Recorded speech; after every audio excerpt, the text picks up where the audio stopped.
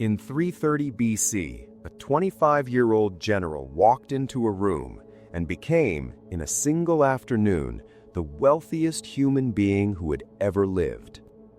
He did not earn it, he did not trade for it, he took it.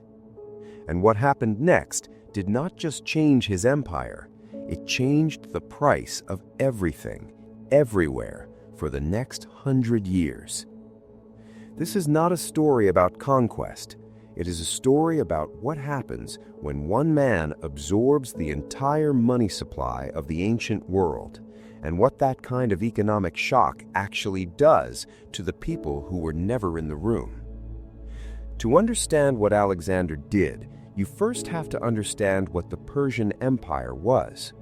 For 200 years, the Achaemenid dynasty had done something no civilization had managed before at that scale. They had collected, systematically, deliberately, and across an empire that stretched from modern-day Greece to the borders of India, the Persian kings had accumulated gold and silver in quantities the ancient world had no real language to describe. They taxed their provinces in precious metal.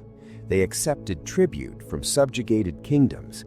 They melted down the wealth of conquered peoples and stored it, not spent it, stored it, in a series of royal treasuries located at Persepolis, Susa, Ecbatana, and Pasargadae. This was not simply wealth in the way we think about it today. This was the monetary base of the ancient world, sitting still. Here is the critical thing to understand. In an economy where money is made of metal, where a coin is worth something because of the silver or gold it contains, the total amount of metal in circulation determines the price of everything. When that metal is locked inside palace walls, it is economically inert. It exists, but it is not moving. It is not buying grain or paying soldiers or financing ships. The Persian kings, for reasons that were partly ceremonial, partly political, and partly a form of psychological dominance, had effectively removed enormous quantities of money from the ancient economy and placed it beyond reach.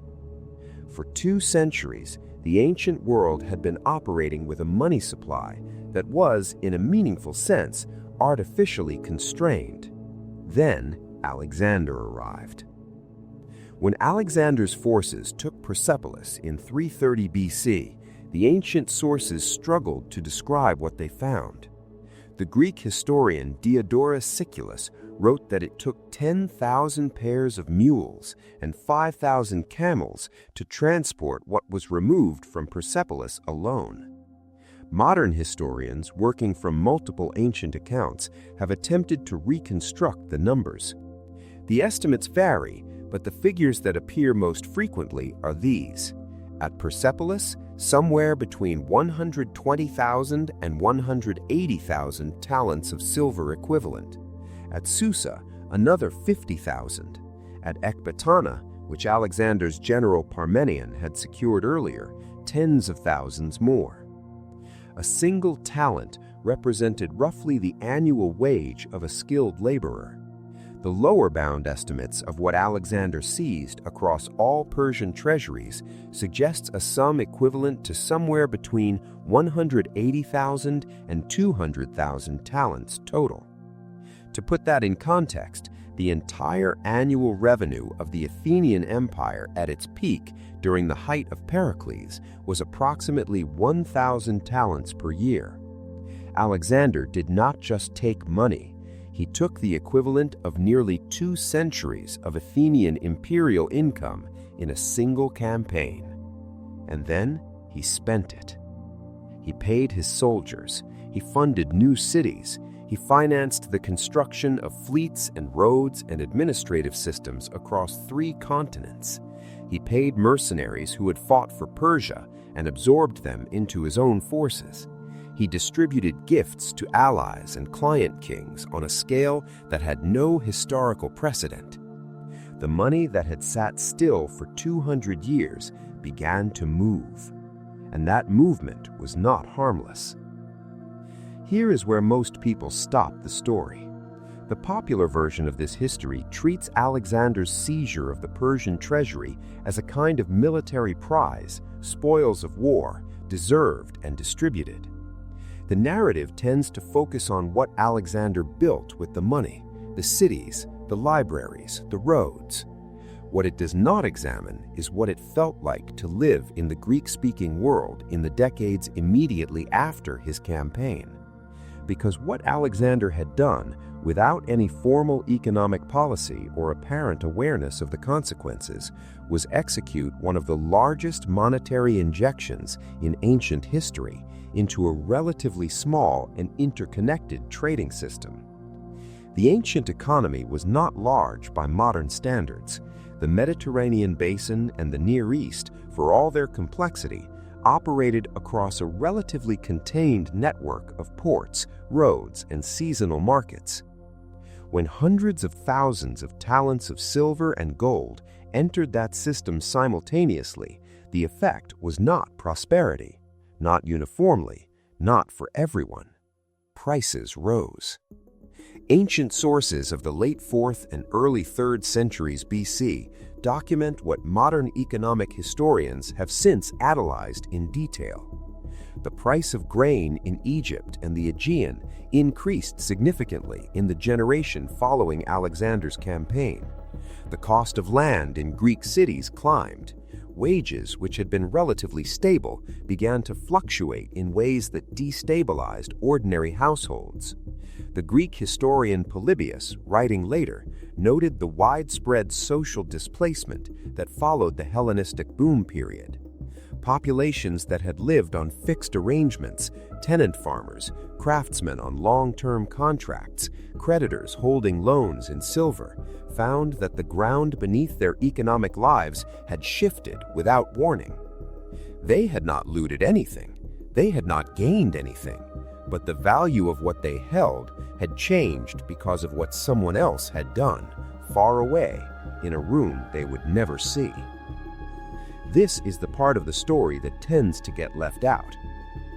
What Alexander inadvertently demonstrated was something that would not be formally theorized for another 2,000 years: the quantity theory of money.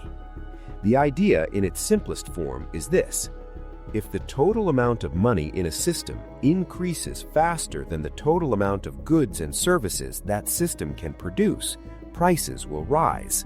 Not because anything changed about the goods themselves, not because harvests failed or craftsmen became lazier, simply because there is more money chasing the same amount of things.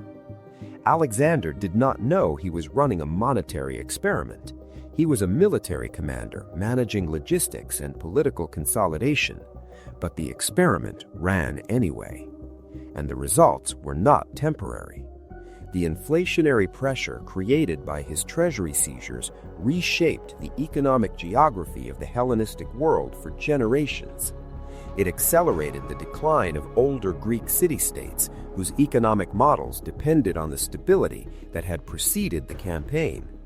It concentrated wealth in new centers, Alexandria, Antioch, Pergamum, that were positioned to absorb and benefit from the new monetary reality.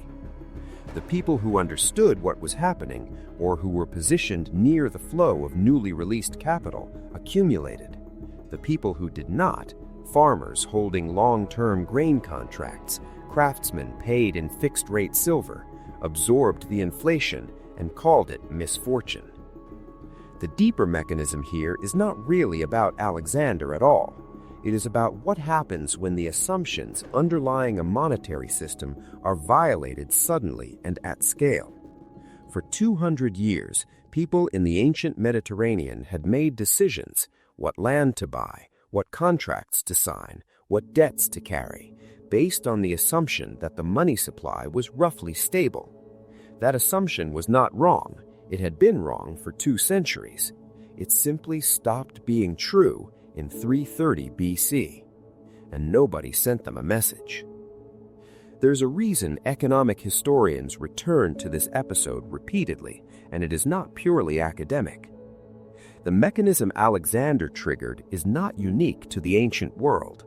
The The specific conditions change, the actors change, the institutions change, but the underlying pattern, a sudden, large-scale change to the assumptions that an economy was built on, followed by a redistribution of real wealth that most participants did not anticipate and could not fully explain, that pattern has a way of recurring. The people who tend to be most exposed in those moments are the ones who made the most reasonable decisions under the old assumptions, who followed the rules as they existed, who held stable contracts, maintained predictable savings, and trusted in the durability of arrangements that had held for a long time. They are not wrong to have done those things. The assumptions were real. They had been real for a long time. The question that history seems to keep asking without ever quite answering directly is this: how do you protect the value of what you hold